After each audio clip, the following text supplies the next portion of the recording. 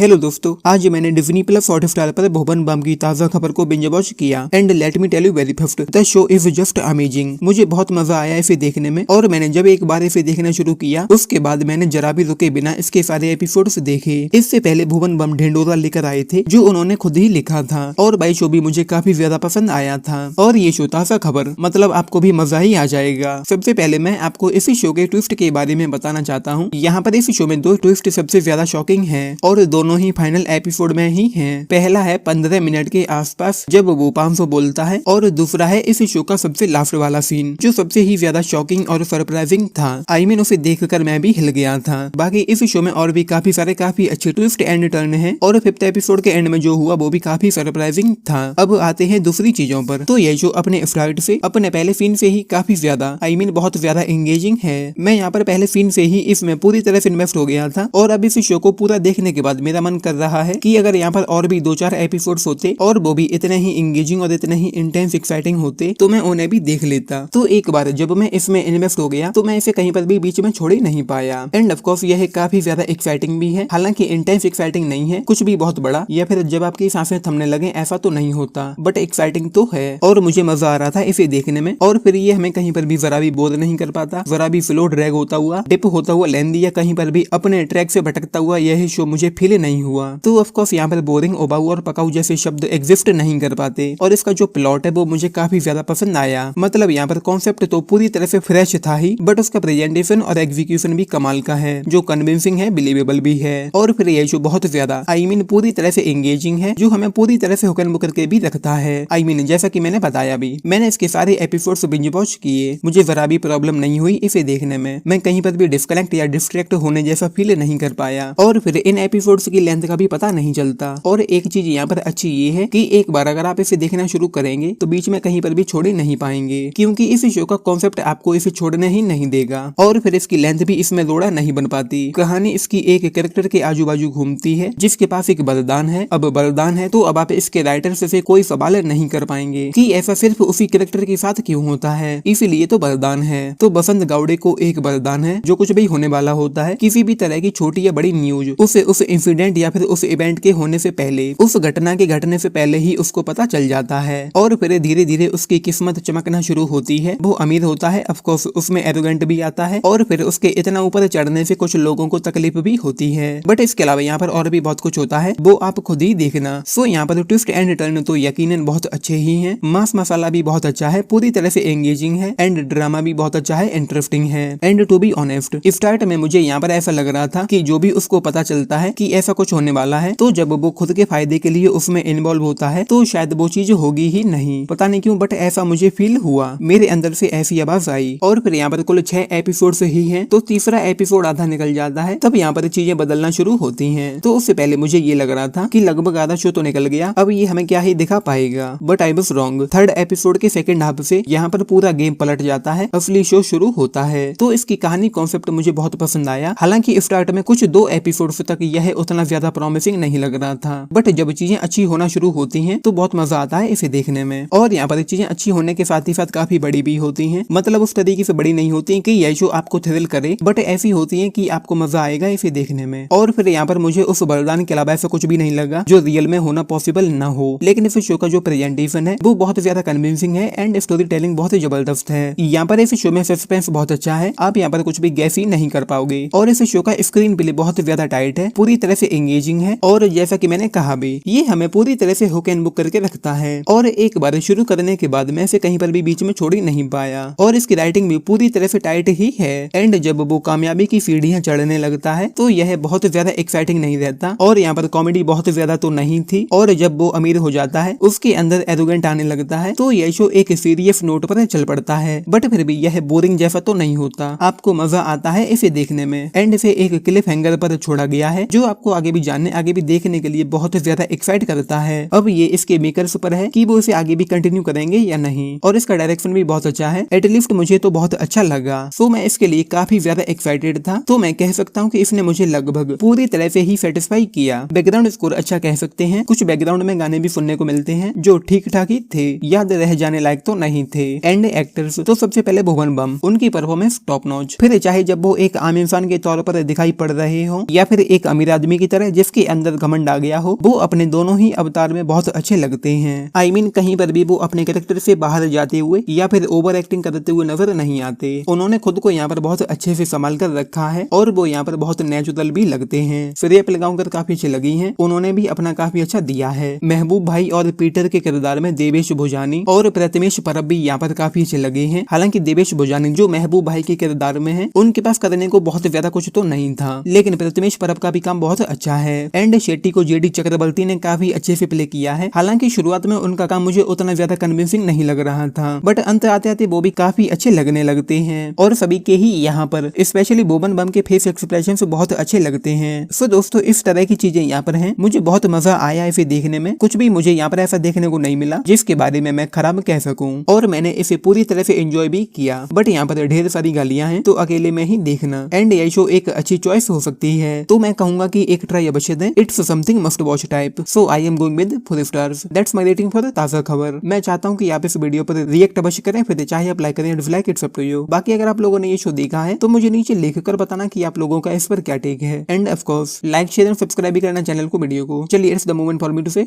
Tata.